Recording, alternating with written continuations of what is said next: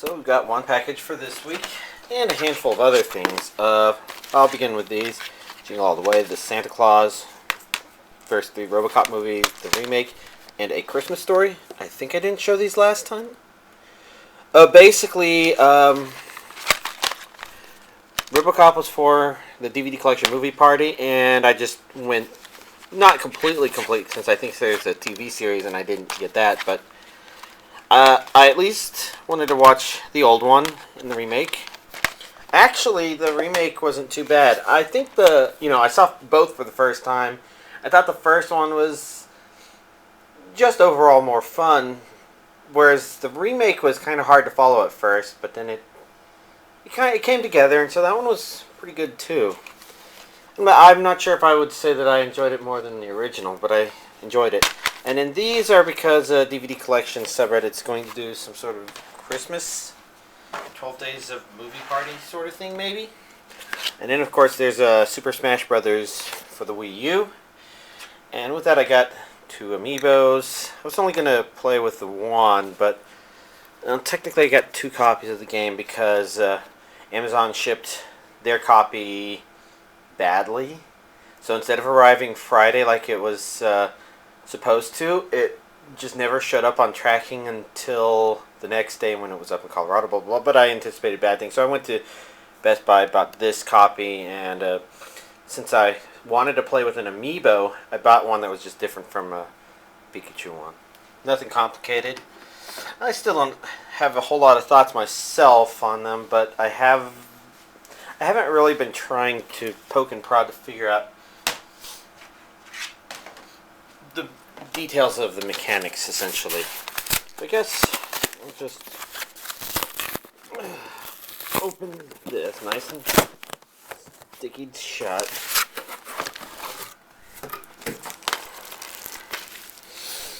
These would be contents, and then Aniplex release, Nisekoi. Was that Aniplex? Yeah, that was Aniplex. For some reason I thought it was NISA, but of course it arrives, it's only 1 volume, so it only has 5 episodes on it. Since this is Blu-ray, I guess that raises the question of region, and I'm not seeing a region on the back here. But it is Japanese with English subtitles, which is more common than not with Aniplex products. And I know a lot of people really like this, so I am definitely curious about it myself. We can see the insert image just like that. And I'm not seeing anything about this disc being a region, so maybe it's region free, I don't know. I could see Aniplex choosing to do something like that. We've got a poster in a style I've not seen before. Just a card thing. Now these, oh, I see. For a while there I thought it was slightly different packaging, but no, it's standard. They're just slightly different card sizes.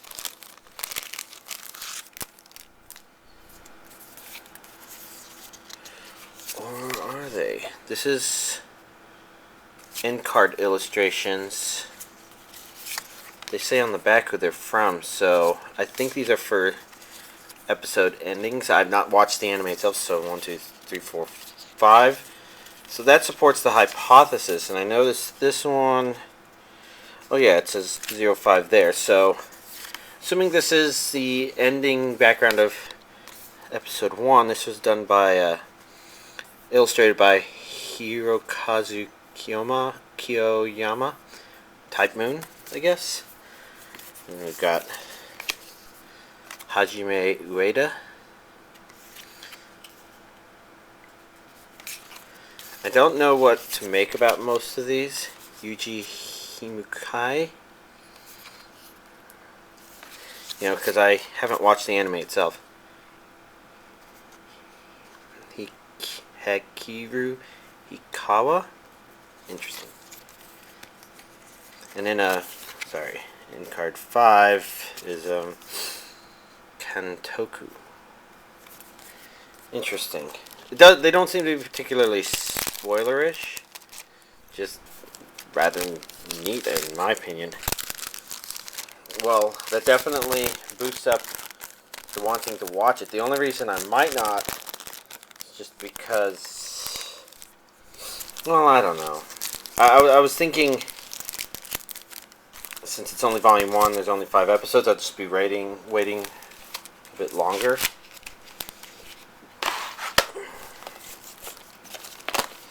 Next up, we have Naruto, the movie Road to Ninja, which might be movie 6 or something, unless it's 7. It seems like they're making a lot more movies for Naruto Shippuden, or maybe it's more appropriate to say they have made more.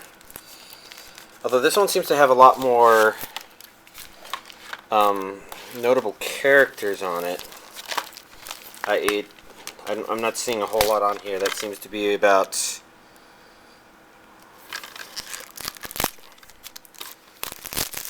a side story. I believe, wasn't the last one Blood Prison or something like that? And that one was still side story, but definitely slightly ahead of the series at the time it aired. But kind of in a place where you were saying, I was pretty much predicting that would happen. Well, I just don't know what to think about this. The inside, of course, is simple, straightforward. The Blu-ray is region A only. Being Viz, I'd assume it's got the normal dub. But what do we have here? And this one appears to have both the DVD and the Blu-ray version. So here we have the DVD. And this appears to have the DVD in it as well. So we learned something. I mean, I didn't recall seeing anything saying DVD and Blu-ray version in the listing. But that explains why it felt a little heavier. Like, instead of both being about the same weight, the Blu-ray does feel about twice as heavy because there's. See on the side here it says Blu-ray and DVD. Okay, it says Region A and Region 1 on the back. Oh well, hindsight, something something.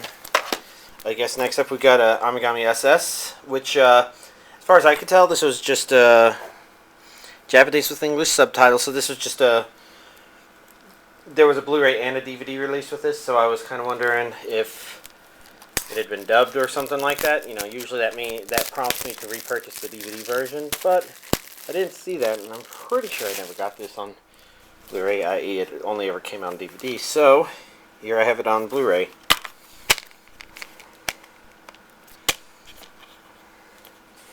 Just on 3 discs. Nice and simple. And this one, even if I was being picky, this would be one I would have potentially chosen because it was a nice series. And last but not least, we have Log Horizon, which is one I'm fairly curious about, simply because I know for some people, when it comes to Hack Sign versus Sword Art Online, they say Log Horizon, i.e. this would be another candidate along those lines, I think. I have no clue what that exactly means. You know, same thing when Sword Art Online came out. I didn't know until I actually fired it up because, you know, it might describe on the back here what happens, but I don't want to. I don't want to read that. I like a series to kind of surprise me by being whatever it ends up being. Sometimes I make exceptions to that, but this isn't going to be one of those exceptions. Okay, first of all, we've got the DVD version. Got some actually pretty nice scenery for the background of those discs. In the Blu-ray version, you have the first 2 discs, which would probably be my DVD choice. I wouldn't have done first and third in this case, just because they kind of have similar green motifs. But this one, I don't know, the darker green, kind of neater. Now, looking at the back here, it's Region A only, and I see English and Japanese dubs. 325 minutes means there's 13 episodes, so it's looking pretty good. I guess it doesn't look as big as I thought it would, but I think it's still a pretty good update. These being interesting to watch, a curiosity, and nice to have. So, that's this week's anime DVDs. Let's see.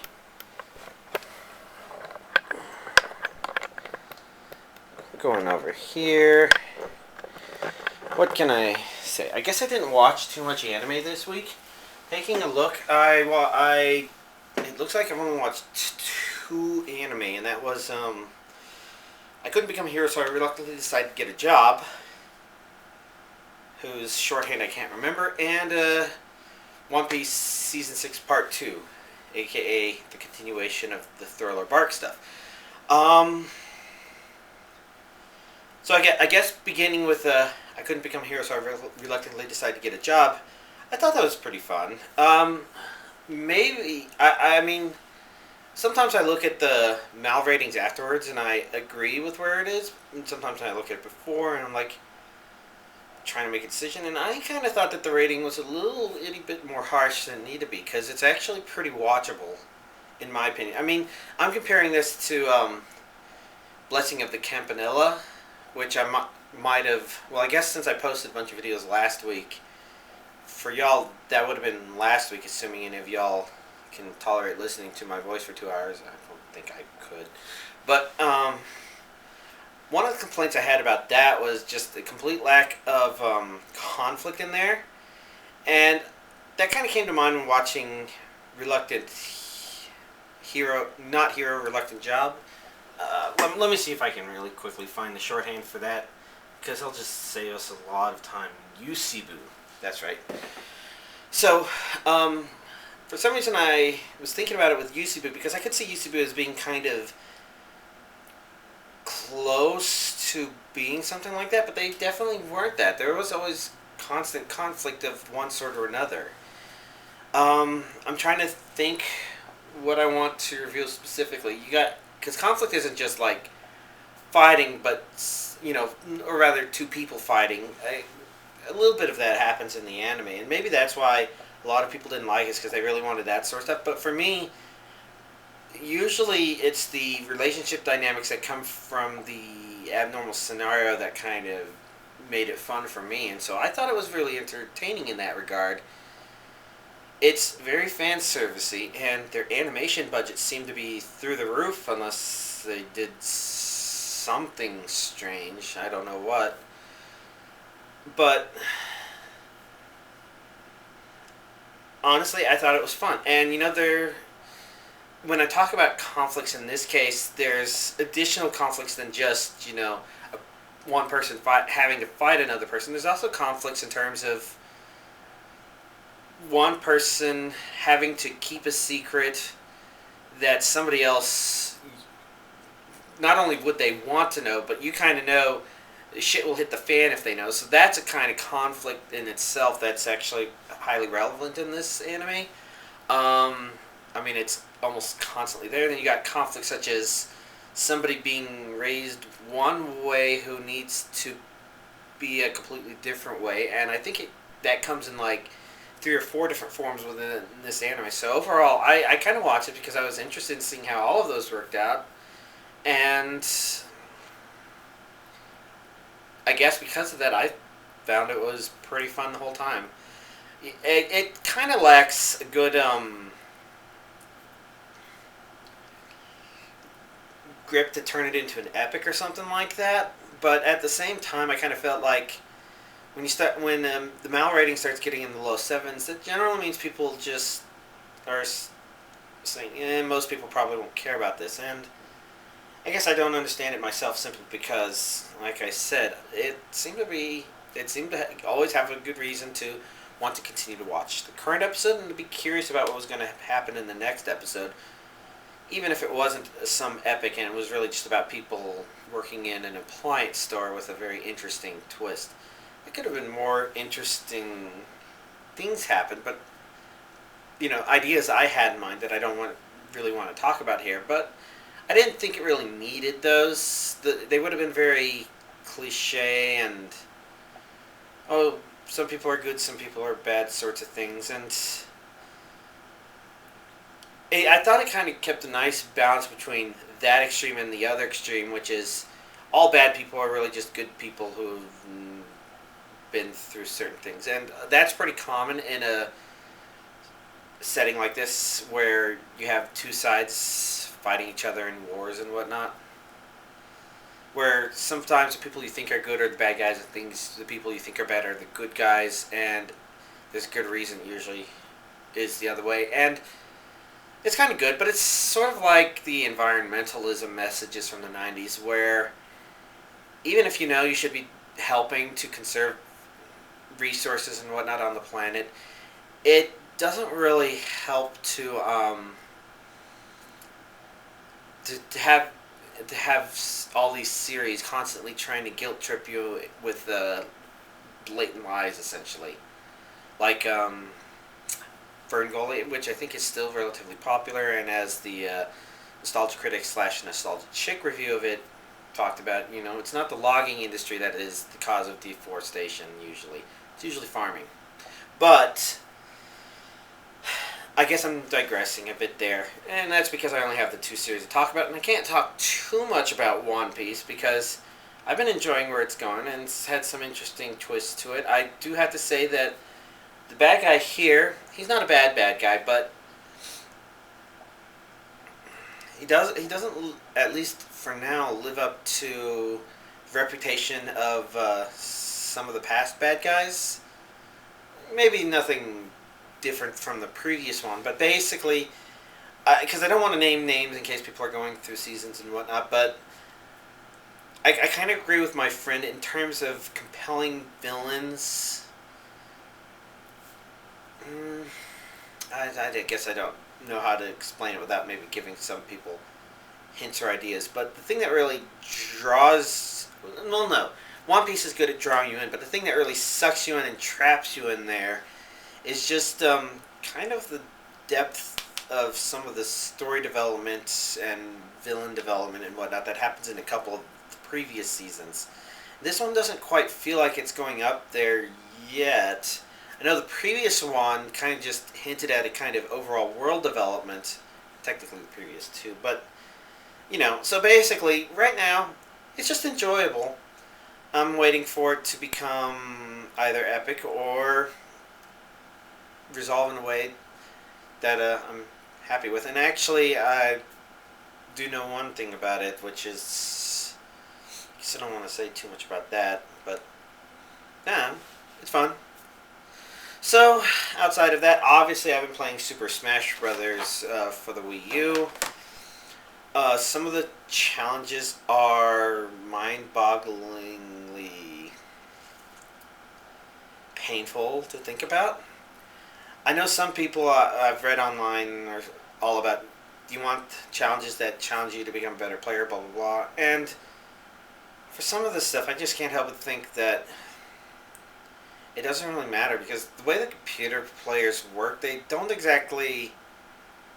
They can't predict what you're going to do, of course. So instead, they're designed on a react to what you do sort of system, and level 9 computers are still level 9 computers, but there seems to be some higher than level 9 computer sort of thing, which is kind of reminiscent of what they've done with Crew Melee in terms of, they'll just attack you just because you were stupid enough to attack. Oh, so you're going to wait to try and react to something like this? Well, that's okay, because they can react to whatever you're going to react to. They're reacting.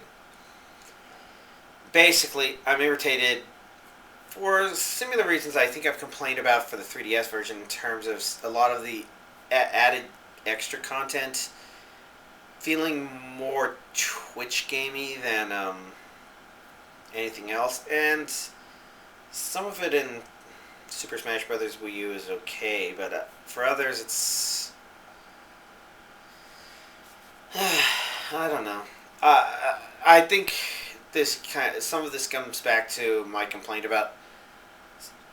Have I complained about how I don't think fighting the enemies in Smash Run is particularly fun or satisfying, which definitely raises a better question of, while some people are like, oh no, it doesn't have to be fun or satisfying, I'm like, it just doesn't seem very Nintendo, but Super Smash Brothers seems to have been going down this route slowly anyways. I mean, they're pretty much just the same as the Subspace Emissary enemies, and fighting them is nowhere near as fun as fighting another character, even though there can be more stress involved. And Smash Run kind of got around that by just making those things more stressful to fight. And some of the challenges in this game, so I guess the differences are the 3DS version challenges are mostly tedious, monotonous stuff. Basically, do everything with everyone. And it doesn't require you to do things like go through All-Star without using any healing or beat Classic with every single character on the hardest difficulty ever, period. No, things like that are what you'll find in here. Now, you don't have to do it with 9.0 with every character. You have to do it 7.0 with every character. And then you have to do 9.0 without losing the stock. And it's painful to think about. And the only reason I don't want to stop is because I don't know which panels have music hidden in them and which don't. And I'm hoping some of these ridiculous ones are mostly trophies, because I might be okay with not having everything completed. There's some characters I just don't find fun to play as that I wouldn't want to play in play through Classic on 9.0, and I wouldn't wish Smash Tour on my worst enemies. I say that because it's kind of like Mario Party, including the frustrating parts, except that it's kind of more frustrating by taking everything and turning it into a really warped Smash game at the very end.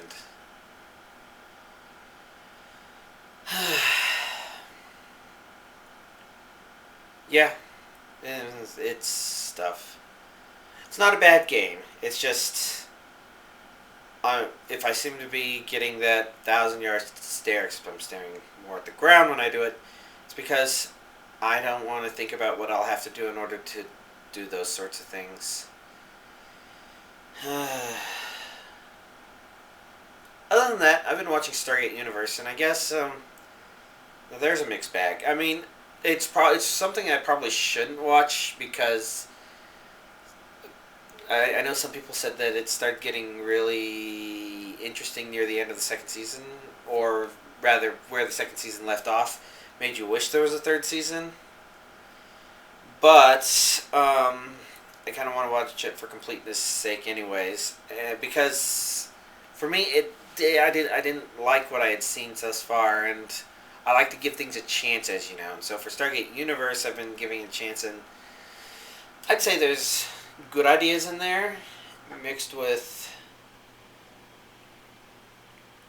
I don't know, like, there's this one part in the episode that just kind of, okay, well, so I guess there's two separate complaints. One of those complaints is, of course, I don't care about all these young people having sex things, whatever. They're trying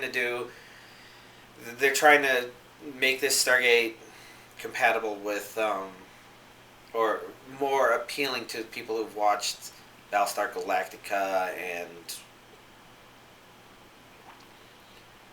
Well, I thought I could remember what the other thing was, but name slips me at the moment. But... Oh. Was I thinking Firefly? Except it's not very Firefly. It doesn't have the kind of characters that draw you into it like Firefly did. So, I don't know. But the other kind of the problem is that there seems to be some convenient writing going on that I've noticed, and like I was saying, there's one episode where there's something on the ship, and what they decide to do is tell people to go to their rooms but not tell them why. And it would seem to me that if you're dealing with something on the ship and you're that small of a group of people, you fucking tell people what they might be running into so that they don't run into it. It doesn't matter if you think, oh, people are going to panic. It's like, what are they going to do? They're not going to destroy the ship. They don't have anywhere to fucking go. This is about people could encounter something that they don't know about and might do something they didn't do, and you know what? I feel like Stargate SG-1 and even Stargate Atlantis would have, at least if they did that, they would have come up with a reason that wasn't just, oh, people are stupid. It would have been, I don't know, maybe people in the crew would be more likely, or people who aren't armed guards would be more likely to go out searching for it, and they didn't need people interacting with it or something, I don't know. And it just makes me miss SG-1, especially since I'm rewatching SG-1 with a friend, and we're getting pretty deep into the 5th season, where first season SG-1's a bit corny, cheesy. I mean, it's the kind of thing where it's like, oh, great. Here we have 3 episodes in a row that are all about how Carter is the girl on the team. I mean, that's not what they're about, but that's pretty much her place on there. It's like, I can't wait until it gets later in the series, and you're like, she's fucking awesome, because she fucking does this, yeah! And Daniel Jackson, he's so, yeah! And O'Neill, he's so fun, yeah! And go to, you know, SG-1 grows on you pretty well, I think, and as you watch it, it matures. It has some of this classic simple villain stuff in the first few seasons, but it kind of starts pulling that stuff off better and better, and once you get to the 5th season, the villains are getting more interesting and complicated. I mean, interesting things happened before, and I guess we had Wormhole Extreme episodes, so it became very self-critical in that episode in a very comedic way, which is fun. And you know, so SG-1, I'm in the middle of rewatching it with a friend, and we're at season 5, and so we're at SG-1's being some of the most awesome stuff it's ever been. And in Stargate Universe, I'm just reminded about that stuff. They're like going to try something, and they have a General O'Neill guest starring, and it's like they only have him there to tell the characters to try and do something that they didn't want to do, just so he can like, hey, I did things I didn't want to do. And it's like, the thing, usually when O'Neill was in that sort of situation where a sciencey thing helped him out of a situation, it was something being suggested by somebody in the field right next to him, aka Samantha Carter. So basically what he was experiencing was the science geniuses on the field versus the science geniuses comfortable back home sort of deal. And it strikes me as just a real convenient way to have him try and move the plot along the way the writers wanted to. And there's little things like that all through it. Lots of good ideas, lots of okay episodes. It's not unwatchable by any stretch at this point. I just finished episode 17, so I have like 3 more of the season, and I'm going to watch some of this awesome anime that arrived. But, like I said, there's these little things that just, I can feel the disconnect. It's not quite the same thing. It's not unwatchable, but it's definitely not to my preference. Oh well, I think I've spent a lot of this recording complaining about stuff. I don't need to, especially since Thanksgiving. I mean, today I did a test cooking of some of the dishes I'm going to be bringing to my family's Thanksgiving dinner. And so I had my own Thanksgiving dinner already, but I'm going to have another realer one on Thursday because I don't have any pumpkin pie right now. And we should all just enjoy it, and we should be thankful. I'm thankful that some good anime has arrived, and that Super Smash Bros. For the Wii U is still fun, even if there's some parts of it that really frustrate me. Gotta love that Rosalina, though. Can't wait for the Rosalina Amiibos to come out, so I can get one. Other than that, I guess I can't think of anything else to complain about. So, y'all have a nice week, and happy Thanksgiving.